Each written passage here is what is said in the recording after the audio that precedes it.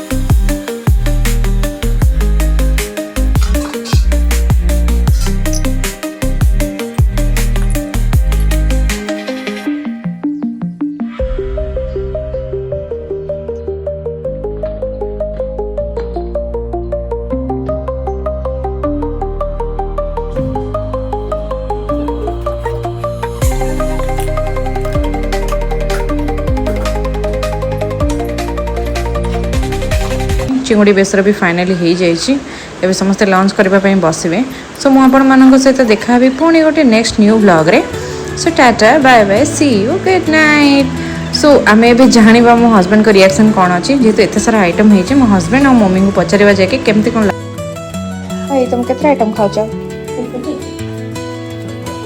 कम छड़ा आम घरे आज वेज खावे पसंद नहीं अछि जातक दिन में वेज नहीं अछि तो नॉन वेज। ओके मामा आज कौन खाऊच भात खाऊ डाली भात आस खायो भेंडी राई आस खायो।